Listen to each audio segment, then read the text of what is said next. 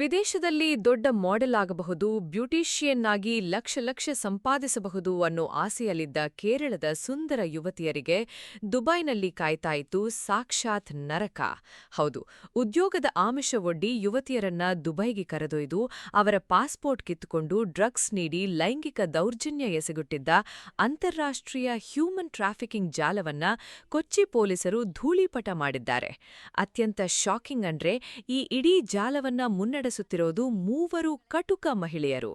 ದುಬೈನಿಂದ ಪ್ರಾಣ ಉಳಿಸಿಕೊಂಡು ಬಂದ ಇಬ್ಬರು ಹೆಣ್ಣುಮಕ್ಕಳು ಬಿಚ್ಚಿಟ್ಟ ಆ ಕರಾಳ ಕಥೆ ಕೇಳಿದ್ರೆ ಇಡೀ ದೇಶವೇ ಬೆಚ್ಚಿಬೀಳುತ್ತೆ.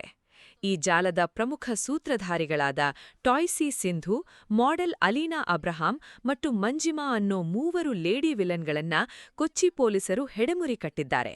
ಇದರಲ್ಲಿ ಟಾಯ್ಸಿ ಸಿಂಧು ದೇಶ ಬಿಟ್ಟು ಓಡಿಹೋಗಲು ಮುಂಬೈ ಏರ್ಪೋರ್ಟ್ ತಲುಪಿದ್ದಾಗ ಪೊಲೀಸರು ಸ್ಕೆಚ್ ಹಾಕಿ ಅರೆಸ್ಟ್ ಮಾಡಿದ್ದಾರೆ.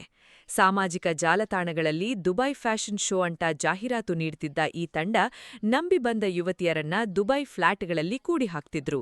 ಊಟ ನೀರಿನಲ್ಲಿ ಬಿಳಿ ಬಣ್ಣದ ಡ್ರಗ್ಸ್ ಪೌಡರ್ ಬೆರೆಸಿ ಕೊಡ್ತಿದ್ರು. ಯುವತಿಯರು ಪ್ರಜ್ಞೆ ತಪ್ಪಿದಾಗ ಅವರ ಮೇಲೆ ಸಾಮೂಹಿಕ ಅತ್ಯಾಚಾರ ಎಸಗಿ ಅದನ್ನ ವಿಡಿಯೋ ಮಾಡಿ ಬ್ಲ್ಯಾಕ್ಮೇಲ್ ಮಾಡಲಾಗ್ತಿತ್ತು. ಪ್ರತಿಭಟಿಸಿದ್ರೆ ಅವರ ಮಕ್ಕಳನ್ನ ಕೊಲ್ಲೋಡಾಗಿ ಗನ್ ಪಾಯಿಂಟ್ನಲ್ಲಿ ಬೆದರಿಕೆ ಹಾಕ್ತಿದ್ರು.